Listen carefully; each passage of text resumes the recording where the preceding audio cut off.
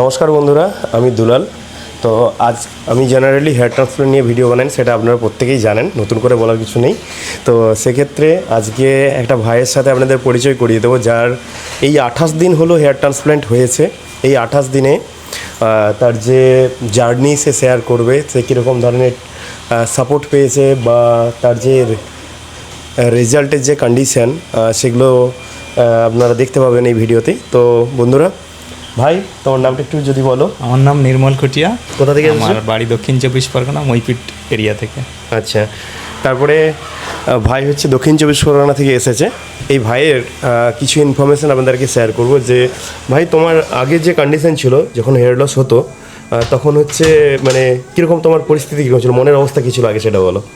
একটু তো লো কনফিডেন্স তো ফিল করতাম। হ্যাঁ, এটা তো হওয়া তো স্বাভাবিক। স্বাভাবিকভাবে আমরা কী হতো জেনারেলি, আমার ক্ষেত্রে হতো যেটা, আমি তো কোথাও গিয়ে ছবি টবি উঠতে পারতাম না, তারপর কোনো অনুষ্ঠান বাড়িতে যেতে পারতাম না, নিজের মনের মধ্যে একটা কষ্ট থাকতো। আর তোমার ক্ষেত্রে কী হতো বলো আগে? আমারও সেম একই মানুষ, একই প্রবলেম, আমাদের এই সেম এজে একই প্রবলেম। তো সেই জায়গা থেকে আমি বলবো যে বেসিক্যালি তুমি কতদিন ধরে ভাবছিলে হেয়ার ট্রান্সপ্লান্ট করাবে? আমি তো 2 বছর ধরেই 2 বছর ধরে হয়েছিল। এর মাঝে অনেক কোন কোন ক্লিনিকে, মানে নাম বলার দরকার নেই, কতগুলো ক্লিনিকে যোগাযোগ করেছিল? আগে একটা ক্লিনিকে যোগাযোগ আচ্ছা করেছি, তারপরে হ্যাঁ এখানে। তারপরে তুমি তো আমার ভিডিও দেখতে, দিয়ে তারপরে ভিডিও দেখে ইনফরমেশান নিয়ে তো এখানেই লাস্ট আমি ডিসিশন নিলাম এখানেই করাবো। এখানে যখন এসেছিলাম যেমনভাবে বলেছিলাম সব ঠিকঠাক আছে? সব কিছুই ঠিক হয়েছে। তারপরে বলো, এখানে তোমার তো এখানে এসে স্যার এবং ম্যাডামের সাথে কথা বললে, বলার পরে যখন তোমাকে সব কিছু বুঝিয়েছিল, তখন তোমার গিয়ে কোথাও মনে হচ্ছিল যে এটা আমার জন্য ঠিকঠাক হবে কি না, বা অনেকটা টাকা লেগে যাচ্ছে, এরকম কিছু মনে হচ্ছিল? না না, এমন কিছু নয়, স্যার বুঝেই সব কিছু ব্যবস্থা করে দিয়েছেন। আচ্ছা, এতেই আমি খুশি। আচ্ছা, আর তারপরে যখন তোমার ট্রান্সপ্লান্ট হলো, কদিন ধরে তোমার ট্রান্সপ্লান্ট হয়েছিল? আমার 2 দিন হয়েছে। 2 দিন ধরে হয়েছে।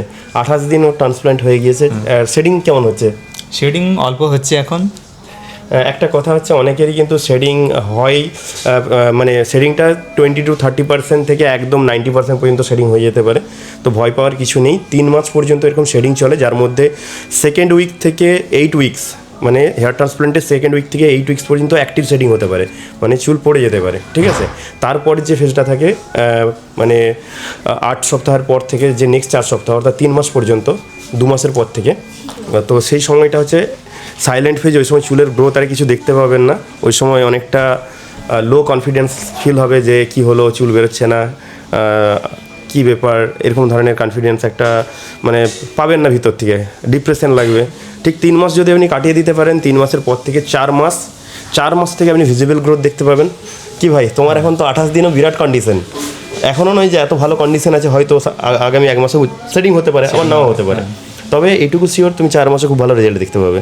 আচ্ছা, একটা কথা বলবো, তুমি এখান থেকে, আর তুমি বলো, এখান থেকে তোমাকে কীরকম ধরনের সাপোর্ট দিয়েছে, বা হেয়ার ট্রান্সপ্লান্টের পর থেকে এখন পর্যন্ত কীরকম সাপোর্ট পাচ্ছ? না, আমাকে সবসময়ই তো কল করে আমার কেয়ার নিয়েছে, যে কখন মেডিসিন কী খেতে হবে, কীভাবে ট্রিটমেন্ট নিতে হবে, সব কিছুই গাইড করেছে। কোনো প্রবলেম হলে আমি জানিয়েছি ক্লিনিকে। হ্যাঁ। আর মোটামুটি তুমি যদি কোনো দর্শক থাকে তাদের উদ্দেশ্যে, মানে যারা দেখছে, তাদেরকে তুমি কি বলবে? তাদেরকে আমি বলবো, তোমরা যদি কলকাতার মধ্যে একটা ভালো ক্লিনিক খুঁজছো, তাহলে এখানে এসে একবার দেখে যাও যে ফ্যাসিলিটি কেমন। সব কিছুই তো আমি তো ভালো লেগেছে বলে আমি এখানে ডিসিশন নিয়েছি ট্রান্সপ্লান্ট করাবার। আপনারাও যদি ডিসিশন নেন, তাহলে দেখবে একবার এখানে ভিজিট করুন। হ্যাঁ, থ্যাংক ইউ। তো বেসিক্যালি যেটা দাঁড়াচ্ছে, তুমি বোধহয় ক্যামেরাতে বলতে একটু ভয় পাচ্ছ, ঠিক আছে, অসুবিধা নেই।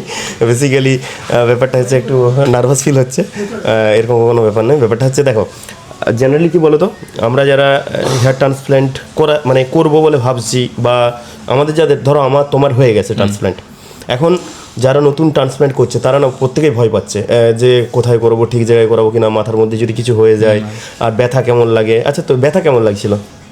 ব্যথা তেমন লাগেনি, ওই অ্যানাস্থেসিয়া দেওয়ার সময় একটু অল্প লাগে, তারপরে আর বোঝা যায় কিছুই আর ব্যথা না। আচ্ছা, এখানে টাকার ব্যবস্থা কিরকম ছিল তোমার? এখানে উপরে রুম আছে, থাকতে পারো। আর দুপুরে খাওয়া দাওয়া এখান থেকে প্রোভাইড করা হয়। রাতেরটা নিজেদের আনতে হয়। আচ্ছা, আর মোটামুটি বিশেষ কোনো অসুবিধা হয়নি, তাই তো? না। আর মানে আমি আর বিশেষ কিছু বড় করে কিছু বলবো না, ওভারঅল তো তুমি বলেই দিয়েছো। তবুও আমি বলবো যে তুমি তোমার রেজাল্ট নিয়ে কতটা স্যাটিসফাইড? যদি এখন তোমাকে 10 নম্বর বলি, 10-এর মধ্যে তুমি কত দেবে? তো এখন এই অনুযায়ী 10-এরই 10 দেবো, কারণ আচ্ছা। এক মাসে যা রেজাল্ট লিখছি। আচ্ছা আচ্ছা। তো হ্যাঁ, এখানে যে মানে যদি মানে কি বলবো, এখানে সবাইকে থ্যাংক ইউ বলতে হয়, কারণ প্রত্যেকটা স্টাফ থেকে ডাক্তার থেকে আরম্ভ করে সবাই সেইভাবেই সাপোর্ট করে যাচ্ছে। সবাই ঠিক আছে। খুবই সাপোর্ট করেছে। সেটাই আর কি, মানে ওনাদের সাপোর্ট মানে আছে বলেই হয়তো আমাদের মতো যারা পেশেন্ট আছে তারা সেই জায়গাগুলো আবার নতুন করে জীবনে বাঁচার একটা মানে আনন্দ ফিরে পাচ্ছে আমার মনে হয়। ঠিক আছে বন্ধুরা, আমি কথা বললাম ভাইয়ের সাথে, ভাই তার নিজের অভিব্যক্তি শেয়ার করলো। তো আপনারা ভালো থাকবেন। যদি কোনো প্রবলেম থাকে বা বুঝতে অসুবিধা হয়, স্ক্রিনে যে নাম্বারটা দেওয়া আছে ওই নাম্বারে ফোন করবেন। আমি চেষ্টা করব আপনাকে যতটুকু গাইড করে দেবো। বা ভাইয়ের বাড়িটা কোথায় বললে তুমি? আমার দক্ষিণ চব্বিশ দক্ষিণ চব্বিশ পরগনা। যদি মনে হয় দক্ষিণ চব্বিশ পরগনার কেউ থাকেন, এর সাথে কথা বলতে চান, তাও কথা বলতে পারেন। ঠিক আছে, এরকম কোনো ব্যাপার না, আপনি কন্ট্যাক্ট করবেন, আমি এর সাথে কথা বলিয়ে দেবো, এরকম কোনো ব্যাপার নয়। ঠিক আছে, ওকে, ভালো থাকবেন, টাটা, টেক কেয়ার।